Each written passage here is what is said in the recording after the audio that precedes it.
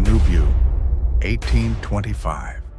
He stood on the walls of a burning fortress, watching his army crumble around him.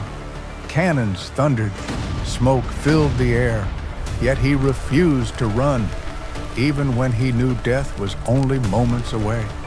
His name would be remembered for centuries, but on that day, he was just a man standing against an empire. It was 1825, the First Anglo-Burmese War. British forces were advancing deep into Burma, armed with ships, cannons, and modern muskets. Their goal, to crush the Konbaung dynasty and open the path to India. For months, battle after battle had pushed the Burmese back. Villages burned, soldiers starved, but one general refused to surrender. He gathered his men on the banks of the Irrawaddy River at a small town called Danuphyu. There, he built his fortress, thick timber walls, bamboo spikes, and trenches that stretched for miles. 10,000 soldiers took their stand beside him, knowing few would survive. They were ready to fight until the end. Then came the storm.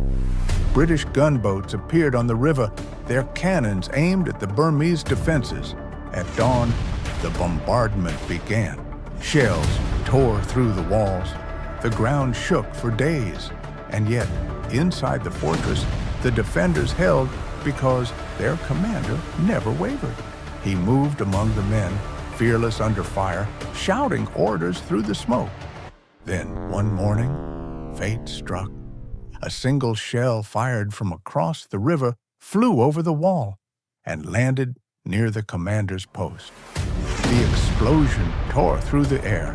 When the smoke cleared, the leader who had carried Burma's hope was gone. In that moment, the fortress fell silent. Without him, the army broke. Danuphyu fell soon after. The British moved north, and Burma's resistance collapsed. But the man who died that day became immortal. His name was Mahabandula, the Lion of Burma, the general who faced an empire and refused to yield. He may have fallen, but his courage never did. History remembers conquerors, but it never forgets the ones who stood their ground.